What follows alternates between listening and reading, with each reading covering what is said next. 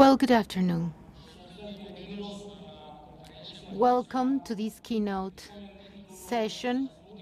We'll be talking about the dimensions of cartography in 4 dimension and a lot more by Dr. Fraser Taylor, who is very well known not only in Mexico but abroad. He is acknowledged as one of the greatest cartographists worldwide. Dr. Taylor had his master's and PhD in Edinburgh, as well as in London and Harvard. In 2008, he was elected as a member of the Royal Academy of Canada and has been awarded with a number of awards that acknowledge outstanding people that have contributed to innovation in Canada and abroad to deal with environmental change. He is a professor of Geography, International Relations in Carleton, Ottawa, and he's also director of geomatics and of the Center on Cartographic Research. He has published a number of papers in cartography, cyber cartography.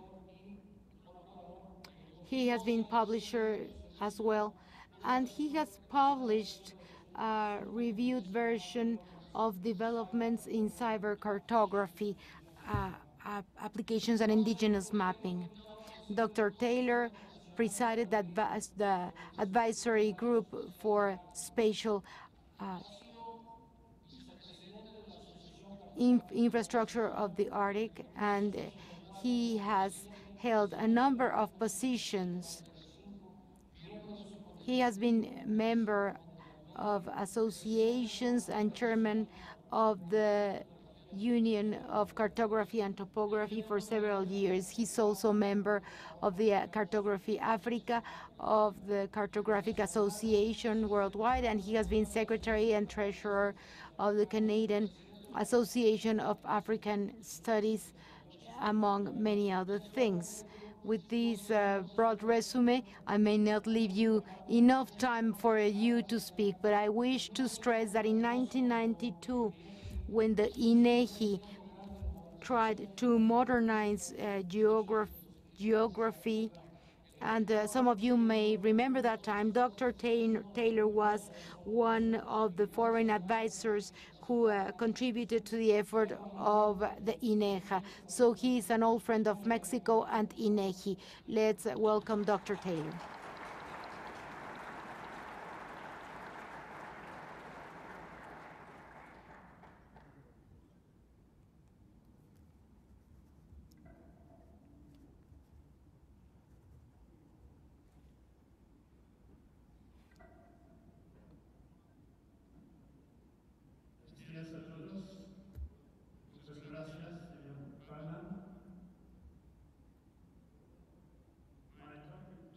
Mi tema el día de hoy será sobre las dimensiones múltiples de la cartografía y la cartografía en 4D y más.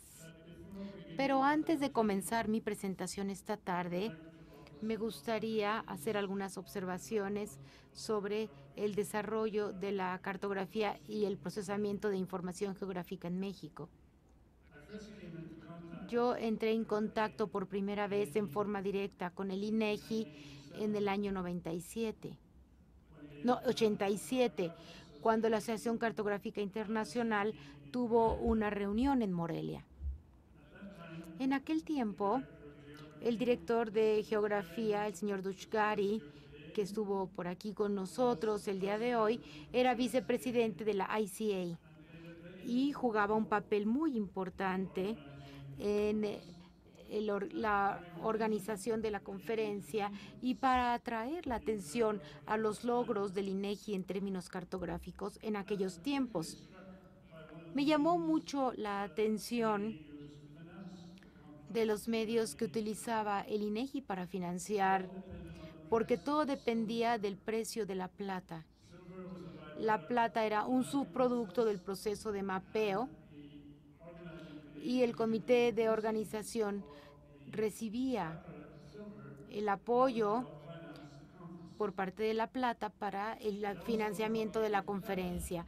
También me puso en contacto con la frase just in time o respuesta just in time, porque con frecuencia en el último momento Néstor tenía que cambiar el programa porque algo había cambiado más allá de su control. Y recuerdo gratamente aquel primer contacto con el INEGI en los años 80. Después de aquello, mi contacto con México ha seguido. Vengo cuando menos una vez al año, a veces 2 veces al año, de manera que tengo oportunidad de ver el desarrollo de lo que está sucediendo en el INEGI, pero también de lo que está sucediendo en términos cartográficos y del procesamiento de la información geográfica en México en general.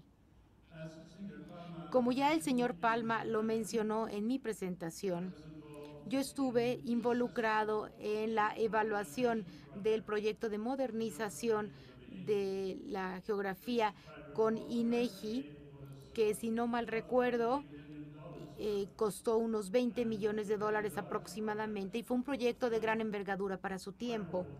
Mi rol fue el de asesor externo a los equipos efectivos y eficaces del INEGI para analizar toda la información recibida de diferentes consorcios de todo el mundo. Recuerdo muy bien que me impresionó mucho la calidad del trabajo que el personal del INEGI realizó en aquel evento particular. Desde entonces, he visto el desarrollo del INEGI a través de los diferentes interacciones con los presidentes y con los altos ejecutivos de INEGI hasta que llegamos al punto en que está el INEGI actualmente. Y agradezco mucho la oportunidad y la bienvenida que me ha dado el INEGI, la oportunidad para estar con ustedes. Para aquellos de ustedes que no han visto la exhibición cartográfica que está ahí abajo, les invito a verla para que vean el desarrollo que ha tenido lugar con el paso de los años en la elaboración de mapas en México, por lo cual el INEGI y los mexicanos deben estar muy orgullosos. Ahora bien, el INEGI es uno de los actores de la cartografía en México.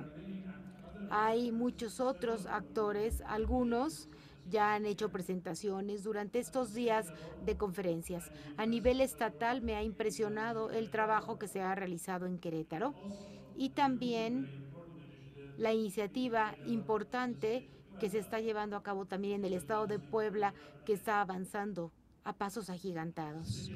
A nivel de ciudad, ha habido algunos desarrollos impresionantes. Por ejemplo, los sistemas de información del Distrito Federal. Aquí en México, Distrito Federal realmente es de llamar la atención. El día de ayer escuchamos a algunas de las empresas que realizan los mapas y los sistemas. Y me impresionó particularmente el trabajo que está haciendo Pemex a este respecto. A nivel académico, tengo el placer de trabajar con diferentes instancias mexicanas, con un trabajo muy interesante. Se está lanzando artículos en español, hay programas de maestría y doctorado y también para el INEGI se llevan a cabo un programa de maestría para su personal. Entonces, en términos generales, como ustedes pueden ver de las diferentes sesiones de estos 2 días, la información y el procesamiento de información geográfica y la cartografía se encuentra en muy buena posición en México. Se han logrado cosas importantes. Sin embargo, hay muchos retos todavía por venir. Lo importante es conjuntar en forma más coherente las iniciativas que están teniendo lugar en México. Creo que el resultado colectivo de la vinculación en una forma interoperable o al menos complementaria con esfuerzos individuales, va a llevar a un desarrollo mucho más rápido en este campo. Así pues, estoy cierto de que México camina con paso firme y que este paso es uno de estos, esta conferencia es uno de estos pasos en el trabajo que México está realizando en los campos nacional e internacional. Ahora vamos a mi presentación, a la cual he llamado las dimensiones múltiples de la cartografía en 4 dimensiones y más. La cartografía tradicional ha sido en 2 o 3 dimensiones, principalmente 2 dimensiones. La cartografía moderna es multidimensional. Ciertamente, la 4ª dimensión, que es la del tiempo, ya se está utilizando, pero es tan solo una de las múltiples dimensiones de la cartografía moderna. Y voy a hablar de ella el día de hoy. La relevancia del tiempo no puede subestimarse de forma alguna. Por ejemplo, Engimon y algunos otros han hablado de cambios sociales que estamos abordando, como puede ser el cambio climático, el cambio ambiental. Y me pregunto constantemente, ¿cómo es que podemos lidiar con todos estos retos si no tenemos información conforme pasa el tiempo? El cambio con el paso del tiempo es muy importante para poder ver las tendencias, para ver las tendencias hacia el presente y hacia el pasado, para responder en forma mucho más eficiente. Si nosotros no tenemos información de buena calidad con el paso del tiempo, entonces nuestra capacidad para analizar, para presentar, para planear, está limitada. Una de las dificultades que tenemos con la cartografía, sobre todo en la era de la información, es que ha habido, creo yo, un excesivo interés en la tecnología y no suficiente interés en algunas otras cosas que son igual o más importantes. Por ejemplo, cuando vemos la importancia de la preservación y el archivo de la información que necesitaremos con el paso del tiempo, nos damos cuenta de un problema severo. Por ejemplo, en Canadá, la gran mayoría de los mapas digitales y del procesamiento digital de información en la mayor parte del siglo XX ha desaparecido, ya no es utilizable.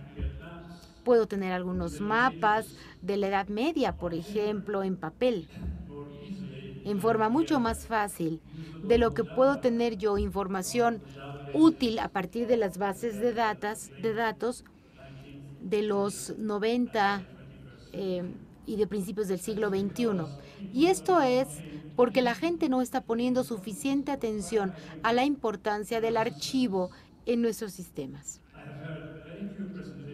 He escuchado muy pocas presentaciones aquí en México que tomen en cuenta la necesidad de ver la capacidad de preservar la información con el paso del tiempo y para contribuir a nuestros sistemas, para ir de la mano con los ciclos de vida de nuestros sistemas y la preservación y el archivo y las políticas correspondientes a ellas son muy importantes. Si no lo hacemos y si no procesamos la información en una forma analítica, entonces tendremos serios problemas. Ahora, ¿por qué no lo estamos haciendo? Bueno, por una parte es caro y por otra parte no pareciese ser suficientemente interesante.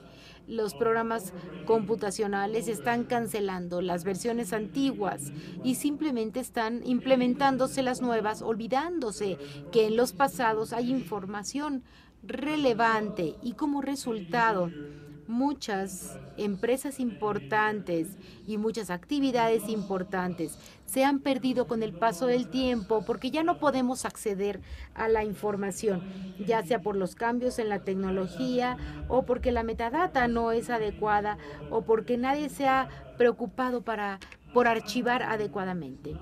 El archivo no es lo mismo que el respaldo, y muchos programas de computación consideran que si respaldan, he preservado, pero no han preservado. La importancia de la metadata, particularmente la metadata contextual, no puede subrayarse lo suficiente. Entonces el tiempo juega un papel fundamental. Y entre menos lo tomemos en cuenta, menos tendremos la posibilidad de tener éxito en aquello que nos propongamos. Nadie en esta conferencia puede dudar la importancia de la ubicación en la vida cotidiana. Hemos visto un ejemplo y otro ejemplo de cómo es que la información con base en la ubicación es fundamental para una gran diversidad de cosas para la sociedad. La cita de Stephen Lawler de Bing Maps es evidente en sí misma para la gente que está aquí en este momento. Él habla del mundo creciente de la información y de la información de ubicación y de los servicios de ubicación también. Y así como esto es importante en términos económicos, también lo es el examinar la información. Aquí vemos dos estudios recientes que realizó Google. Primero, presento esto y otras diapositivas posteriores. Después de haberlo presentado en el foro de Geospace o geoespacial para abordar la información geoespacial organizada por US Spatial Media Communications, Sangi Kumak, que es el líder de esa actividad, se encuentra en el público el día de hoy, y Geospatial Media está haciendo una labor muy, muy importante para poder ver el involucramiento del sector privado en este campo y para ver también la monetización y el valor de este tipo de información. Creo que algunas de las cifras podrían sorprendernos cuando vemos el impacto económico. Pero primero, para darles un poco de contexto, pensemos que el advenimiento del GPS y los servicios de mapeo on demand como Google, Bing y algunos otros han revolucionado los campos de localización. La gente utilizó Google Maps en las primeras 3 semanas de lo que había usado o escuchado GIS en 3 décadas. ¿Y por qué?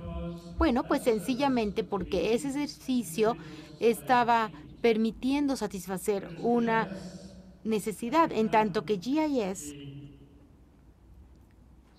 se había convertido en un especialista en la forma que tiene el especialista de lidiar con ese tipo de cosas. La idea era hablar con la gente, no hablar nada más entre los estudiosos. Voy a compartirles algo de la información del impacto que acabo de mencionar. Esto proviene de un estudio de los Estados Unidos. Los servicios geoespaciales son servicios que utilicen ubicación como parte del servicio, y también se considera la industria geoespacial, o sea, las empresas que producen productos industriales geoespaciales. En el año 2011, la industria geoespacial generó 73,000 millones de dólares en ingresos y más de 500,000 de empleos de alto ingreso. Por otro lado, los servicios geoespaciales con base en la ubicación generaron 1.6 billones en ingreso y fue utilizado cotidianamente por aproximadamente 5.3 millones de trabajadores, que es más del 4% de la fuerza laboral de los Estados Unidos. Además, los consumidores en Estados Unidos otorgaron valor directo a los servicios geoespaciales de más de 37,000 millones anualmente. Los servicios, los dispositivos ahora son fundamentales para la vida cotidiana en los Estados Unidos. La metodología para llegar a estas cifras incluyó una encuesta de más de 1,000 líderes de empresas de todos los Estados Unidos.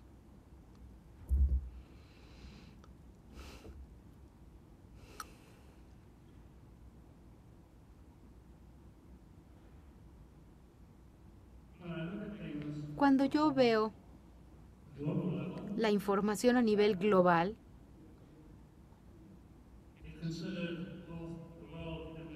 hay que pensar el impacto en el mundo, el impacto económico y también el bienestar de los consumidores.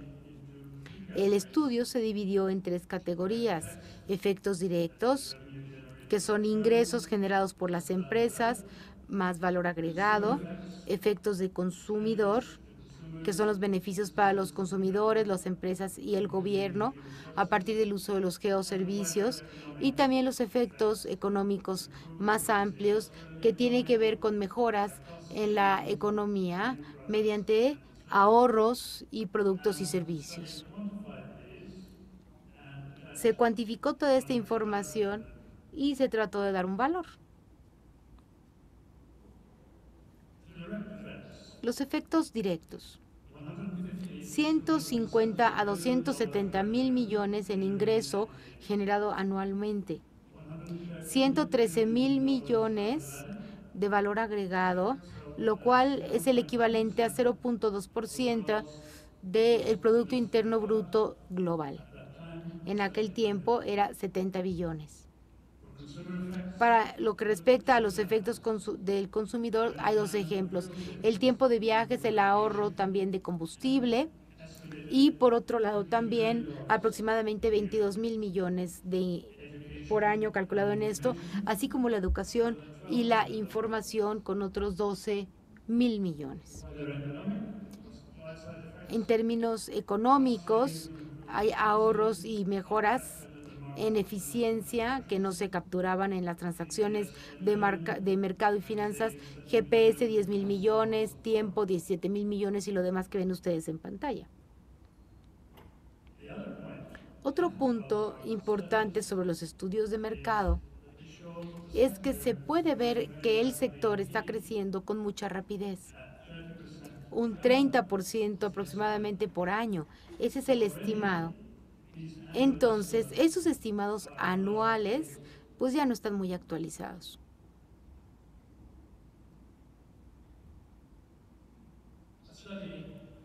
Un estudio es bueno en términos de que la metodología utilizada sea buena. Cualquiera puede sacar números del sombrero, pero hay que examinar esos números para ver la metodología que se utilizó para llegar a esos resultados. Un marco metodológico construido cuidadosamente con base en un enfoque comparativo para estudiar otros sectores industriales. Eso fue parte de la metodología, pero también se dio un orden de magnitud comparativa al impacto económico, dando un rango de estimados con base en la información disponible. Así como sucede con los estudios de impacto económico, la precisión depende en cierto grado de la validez de los supuestos económicos y la metodología utilizada. Pero hasta donde yo sé, este es el primer intento para tratar de cuantificar el impacto de la industria geoespacial global y de servicios de localización a nivel global. Ahora bien, la realidad en la sociedad contemporánea tiene que ver con el costo y con la economía y el papel que estos juegan. Y cuando hemos hablado con los legisladores, si el tamaño de esto es tan significativo, entonces, por supuesto, es el momento de prestar atención. Si fuese menos significativo, seguramente habría menos atención. Por eso es que cuando le damos valores monetarios a todo esto, es que podemos ver que eso tiene una utilidad.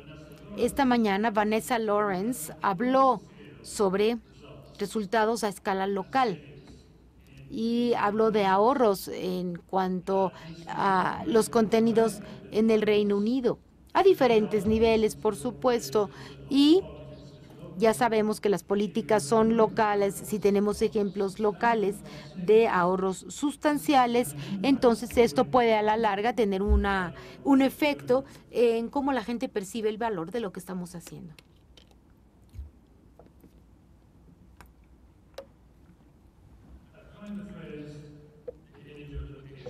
Estamos viviendo la era de la ubicación. En esta era de la ubicación que crece o de la localización que crece tan rápidamente, los mapas y el mapeo son fundamental y para nosotros son el centro de la atención. Pero tenemos que expandir la dimensión de la cartografía desde el punto de vista técnico y particularmente desde el punto de vista conceptual.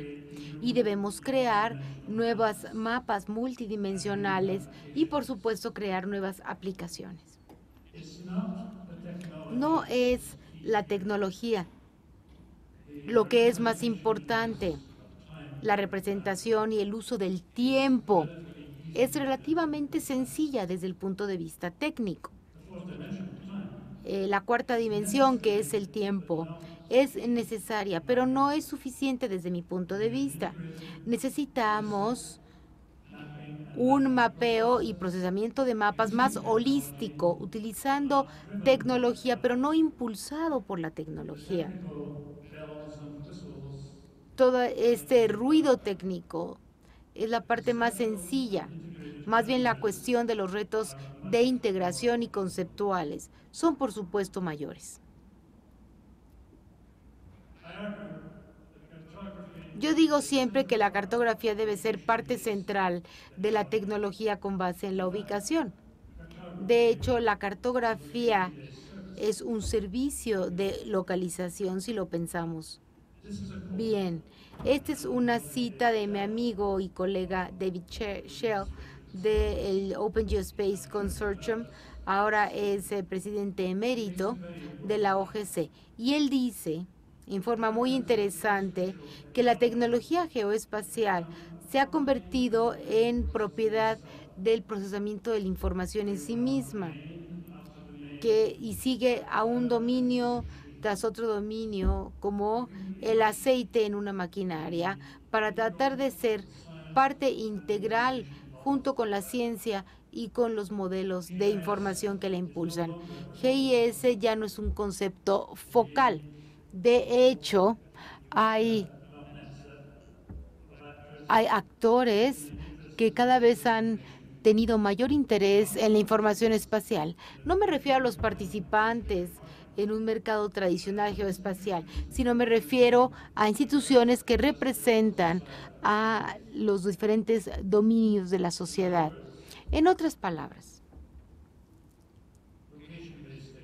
la tecnología con base en ubicación es fundamental y es para la ubicación, al igual que los mapas. Ahorita, por ejemplo, no queremos especialistas de GIS o cartógrafos. Ya no queremos eso, sino queremos ser parte de algo mayor. Y por eso es que hay un movimiento hacia el uso más eficaz de la ubicación. Y estoy diciendo aquí que la cartografía es parte central de todo este espacio. Tim Berners-Lee, hace 2 o 3 años, recibió la pregunta de cuál es el futuro de la web. Y él dijo, la web futura debe ligar las datasets con temas disparatados. Y dio muchos temas, muchas áreas de por qué hacerlo. Y también cómo podemos ver la información en formas innovadoras. El trabajo que estamos haciendo nosotros y el que se está haciendo en cartografía en términos generales hace estas dos cosas. El mapa es una forma ideal de ligar los datasets en temas disparatados o separados o distintos, pero también usando la imaginación. Es una extensión de la dimensión de la cartografía hacia un enfoque multidimensional y una forma de ver la información de manera que la podamos entender mejor. Entonces, 1 o 2 ejemplos de observaciones recientes sobre la elaboración de mapas. Esto proviene de Ola Rowland, presidente y director de Hexagon. Un mapa en aislamiento es inútil, pero cuando hay actividad alrededor de él, se convierte en algo con un valor comercial. Si yo creo el mapa más preciso a nivel mundial, pero nada más, seguramente no voy a encontrar nadie que quiera pagar por este esfuerzo. Otra observación industrial dice, el principal reto es integrar todos los datos, tanto espacial como no espacial, que reside en diferentes fuentes dentro de un entorno manejable con un punto de vista unificado en tiempo real. Otra observación más de Nokia es, hemos rehecho la elaboración de mapas a través de la cartografía con la computación, y la idea es tener un propósito específico para responder preguntas personales o resolver alguna necesidad de una acción individual. Y todas estas son observaciones muy interesantes. Sin embargo, cuando veo lo que es realmente un mapa, uso algunas citas de Woodward and Lewis. Los mapas son artefactos materiales y metáforas para codificar la comprensión espacial. El mapa se encuentra donde se toca el desempeño del artefacto, de lo visual y de lo aural, de lo estático y de lo dinámico.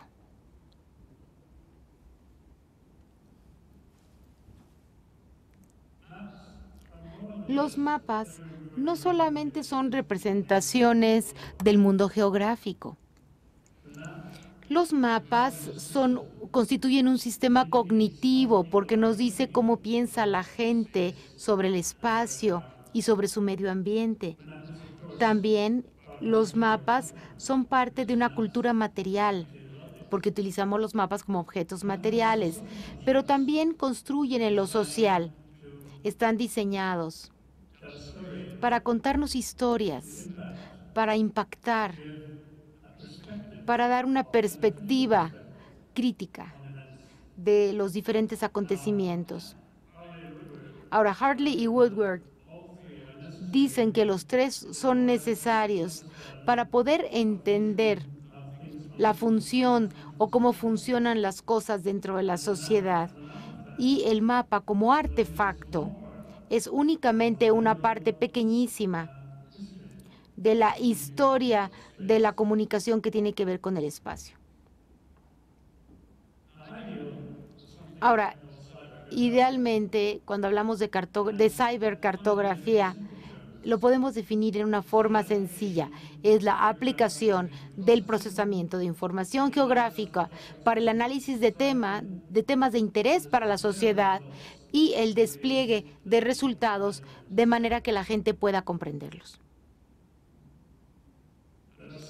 Hay varios elementos de la cibercartografía.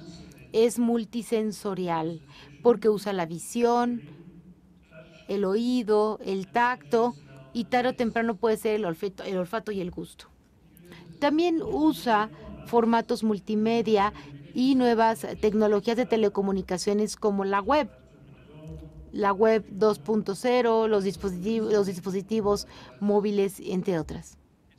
Además, es muy interactivo y atrae al usuario de formas diversas. Está centrado en el usuario. Y también permite al usuario utilizar esta información. Por tanto, está muy cerca del factor humano.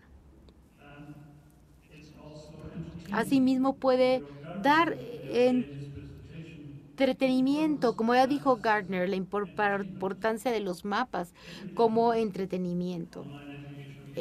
Juegos en línea, educativos, con base en mapas, cada vez son más comunes. Y por otra parte, la división entre el usuario y el creador del mapa ha cambiado en forma crítica. Cada vez más los usuarios de la cibercartografía son creadores en sí mismos.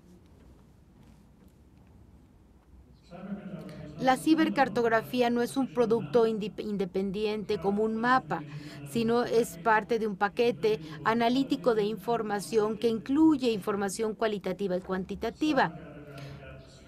El marco del Atlas de Cibercartografía nos da un enfoque organizativo para los productos emergentes y para la computación social, pero además está conjuntado por equipos de personas de diferentes entornos, muchos de ellos no relacionados con la cartografía. Hay artistas, hay músicos, hay psicólogos o computólogos, incluso especialistas en literatura inglesa que están trabajando con los cartógrafos y los geógrafos. Por otro lado, se aplica a una gran diversidad de temas, no solamente para la ubicación en un entorno físico, y las respuestas a las demandas sociales, incluyendo temas que habitualmente no se mapeaban. Y también involucra nueva investigación y desarrollo, fomentando las sociedades entre el mundo académico, el gobierno, la sociedad civil y el entorno del sector privado. Hay 6 ideas centrales incluidas en estos 7 elementos. En primer lugar, la gente usa todos sus sentidos para aprender.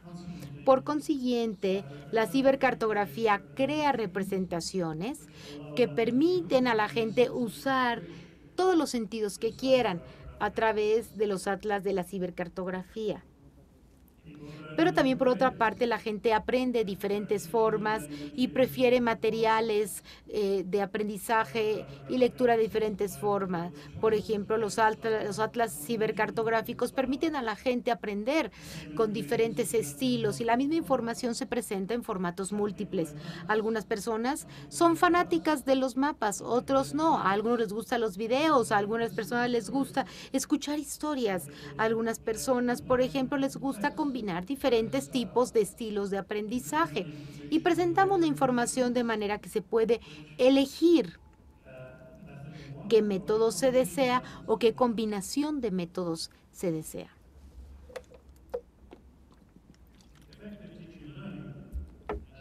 La enseñanza-aprendizaje efectiva, como ya nos han dicho algunos expertos, tiene lugar cuando los individuos se involucran.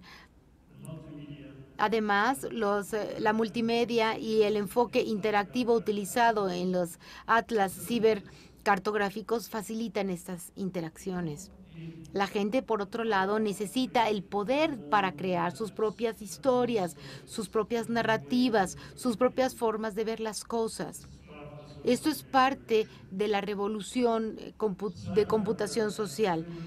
En el marco del Atlas cibercartográfico tiene Nunalit, que eso quiere decir que se trabaja conjuntamente y es un enfoque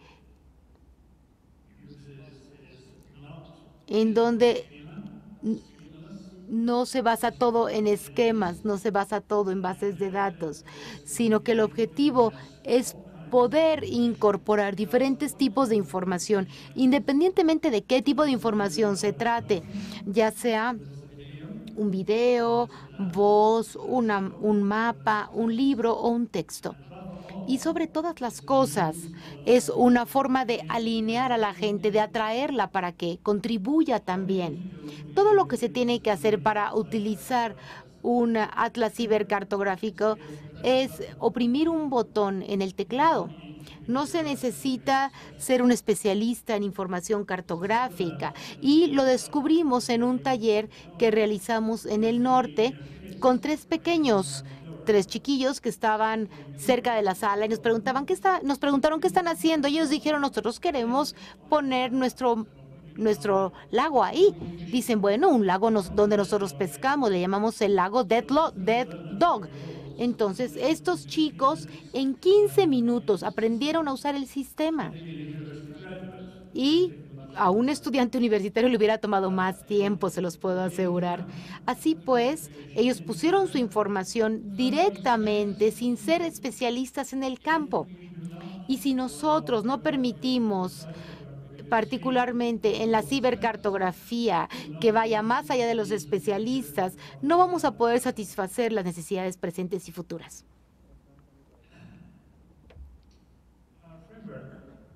Este marco también nos permite dar cierta estructura y metadata a la información a partir de la cual la gente crea. Este marco es open source, está abierto y, como ya dije, permite a la gente de a pie participar. Hay muchos temas de interés en la sociedad. Son complejos, por supuesto. No hay simplemente respuestas de bien o mal a cuestiones como el cambio climático o el calentamiento global. Para poder entender estas complejidades, muchas ontologías o muchas formas de ver las cosas o muchas narrativas con respecto al mismo tema deben presentarse de forma que la gente pueda entender sin privilegiar una sobre la otra. Los atlas cibercartográficos hacen esto, pero particularmente se da relevancia a la gente que puede levantar su voz en vez de que alguien más hable por ellos. Ha habido un cambio de Map User a Map Creator que establece nuevas formas de democratizar la enseñanza-aprendizaje. El marco del Atlas cibercartográfico permite democratizar todo esto y permite obtener información geográfica. El Atlas de cibercartografía utiliza un mapa, pero trata de capturar información adicional de formas distintas, en formatos distintos, y uno de ellos es el mapa, solamente uno. El Atlas cibercartográfico es una metáfora para todo tipo de información cuantitativa y cualitativa vinculada a cada ubicación. Combina cultura material como un artefacto que es el mapa. También incluye la construcción social, la necesidad para actuar, para criticar, para observar. Y también es una forma de organizar los conceptos cognitivos de la gente de formas distintas. Ahora bien, les voy a dar uno o dos ejemplos porque se nos está acabando el tiempo. Este es parte del trabajo que estamos realizando en Canadá. Aquí ustedes van a ver que tenemos los diferentes cuadrantes. Tenemos fotografías, videos y algunos otros elementos como parte del atlas.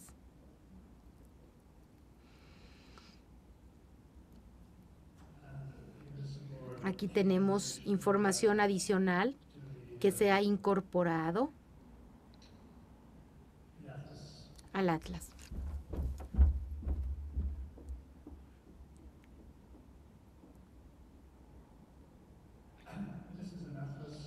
Este es un atlas del comercio entre Estados Unidos y Canadá, que es interactivo e incluye cambios con el paso del tiempo. Tenemos una barra de tiempo para acceder a información en cualquier momento en los últimos 30 o 40 años y también información que se ha incorporado.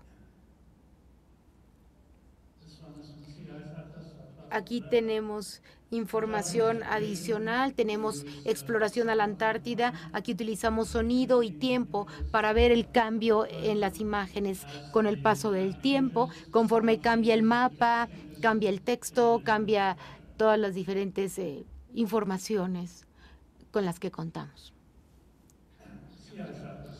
Aquí tenemos el atlas del mar de hielo. El mar de hielo es una extensión de la Tierra. Para la gente del sur, pero también es una barrera para la navegación y para la explotación de recursos. Entonces son ontologías distintas, son formas distintas de ver las cosas. Entonces en nuestro atlas tratamos de presentar un punto de vista innovador para el norte y para el sur, para que ambos se den cuenta de que no es nada más una cuestión de blanco y negro, sino que es una situación con tonalidades. Aquí tenemos la información con el paso del tiempo, con información sobre rutas, sobre flujos marítimos, y es un compendio de la información y ustedes pueden entrar incluso a la información a más detalle. Y la metadata no es tan preciso como X e Y, más bien es una cuestión que tiene que ver con el individuo que da la información, lo cual es la información de la metadata como debe ser. Hemos recreado algunos mapas a partir de textos antiguos.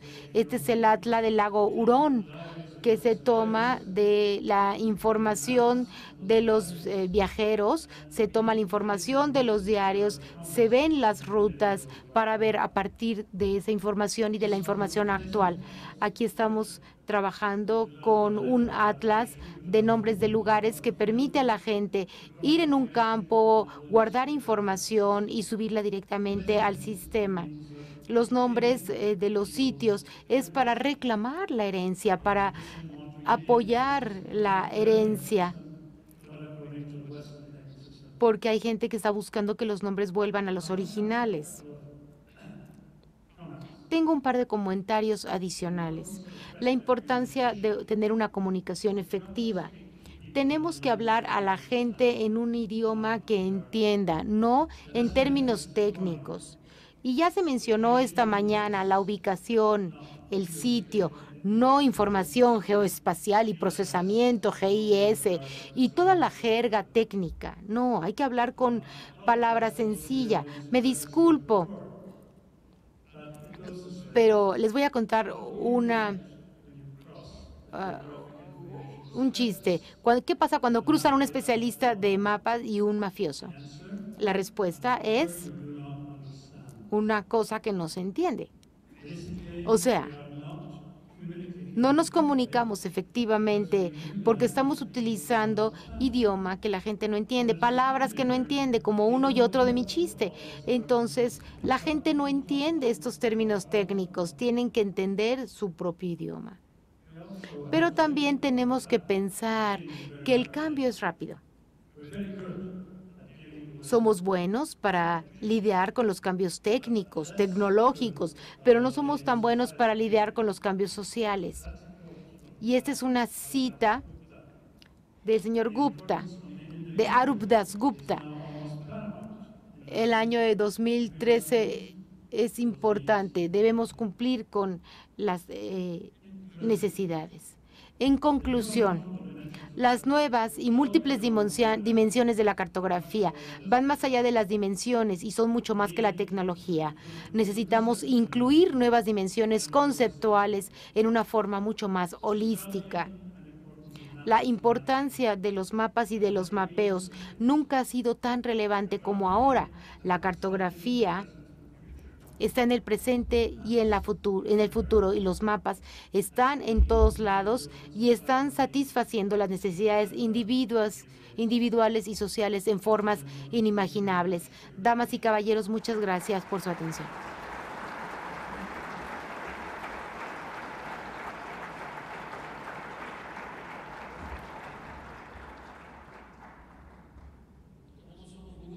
We have a couple of minutes for just a few questions. So I don't know if anybody would like to ask a question. Please use a microphone. And anybody would like to ask a question? It is a calling to reflect on where are we heading in terms of geography. And I hope that you are not overwhelmed for questions. So it seems like there are no questions. So I am going to thank Dr. Taylor, Fraser Taylor. So thank you very much. If in the meantime there are questions, let us know.